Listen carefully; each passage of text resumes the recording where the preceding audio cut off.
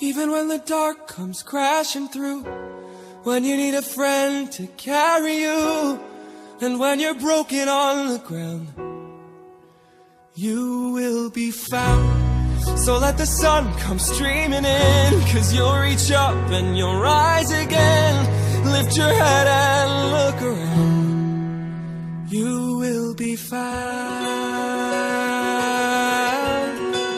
You will be found. You will be found. You will be found. What's up, guys? It's Jax from Jax's Life, and today I'm going to be telling you the story of when I got kicked out of school for my service dog.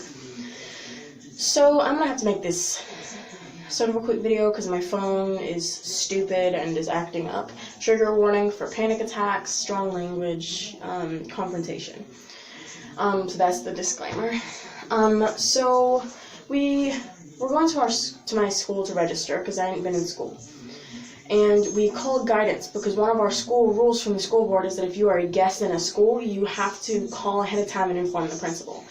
So we called and asked for the principal, and the principal wasn't available. So we were transferred to guidance, in which we told guidance that I was bringing my service dog in. We had asked if it was okay, and they said yes, which we didn't even have to ask, but they said yes anyway. So we asked them to inform the principal that we were bringing a service dog in. They said, okay, we will. So this whole incident was a miscommunication from staff. It wasn't our fault. We tried to contact the principal. He didn't answer. We informed the school. So we show up and we go in, and we're about halfway through registration, and we didn't have any problems at all. Elise was laying at my feet. She was behaving. And then all of a sudden, the principal comes out and says, that dog can't be in here.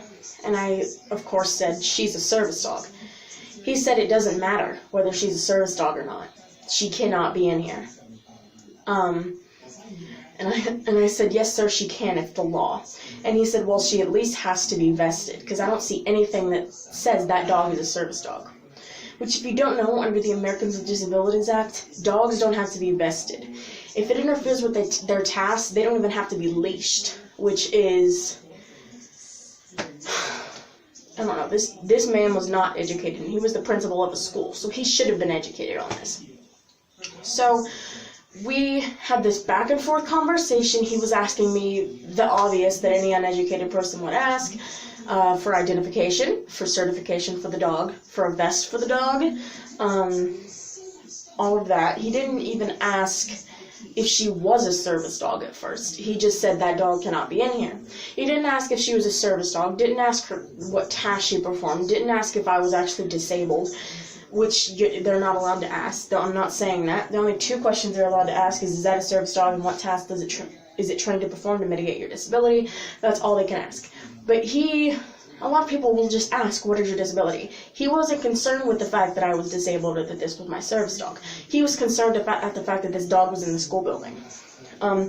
Which I get. Some dogs can have safety hazards, but if I say it's a service dog, you ask the other question, then you have to leave me alone. Of course, the only documentation there actually is for a service dog is a doctor's note from your doctor that has prescribed the service dog to you saying that you are disabled and you need the dog.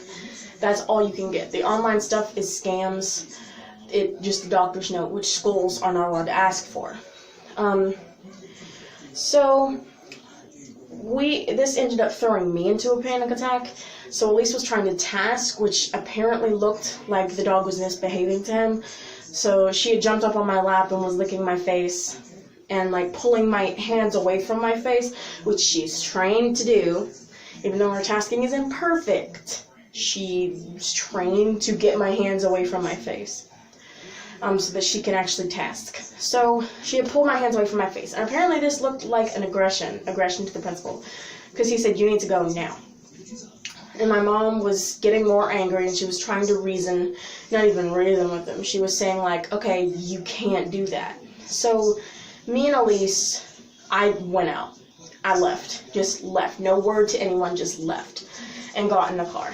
And Elise had to finish tasking for me and finish get me out of my panicked state. And we sat in the car and we were calling around. We were getting a lawyer because he kicked us out of the school. He can't do that. So we were calling around and everyone told us, get a lawyer, file a lawsuit against him. So that's what my mom was working on. And then I was like, Mom, I want to go back in and try to reason with him. Now, usually this is out of the ordinary for me. I never do that. Never, ever, ever, ever, ever would I ever do that. So I had my ADA paperwork in the school board rules, and I went back in to try to reason with the principal. So he was called up to the front office to talk to me about the service dog issue, and he also had a copy of the school board laws pulled up. So I showed him, I needed to inform you that we were coming, and we did inform you. He said, I know I was never informed. And I was like, well, sir, that's a miscommunication with your staff. That's not our issue. We called, we informed. He said, yeah, but you didn't let me know. And I was being really respectful. I was saying, sir. I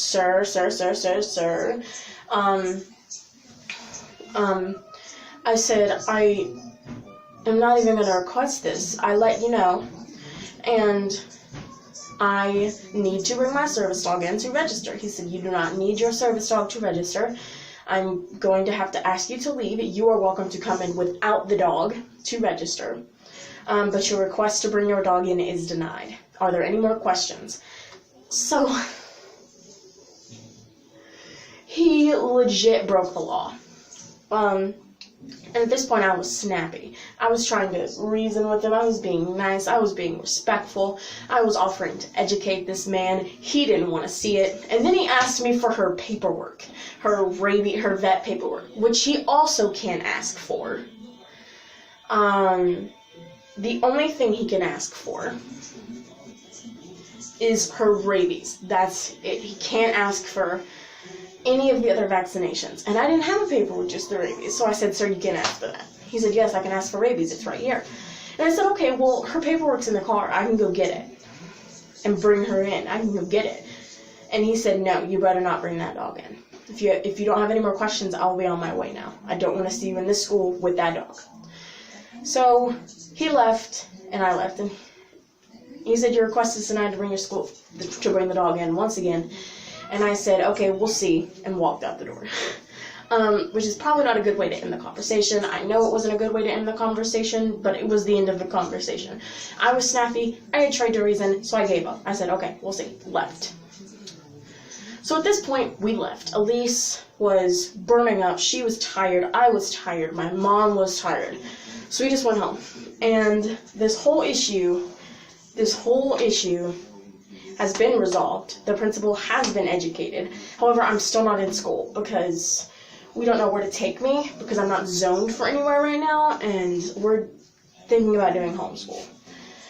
So that has been the story of my first public access issue. Actually, I haven't had another one, but this is my first one. This was my first and only. I'm probably going to jinx it now, and as soon as I take Elise to train PA tomorrow, we're going to have an access issue. Anyways, thank you guys so much for watching. Please leave a like if you enjoyed this story time. Comment down below anything we can do to improve our channel or video ideas that you would like to see. And subscribe to join our family. I'll see you guys next time. Bye.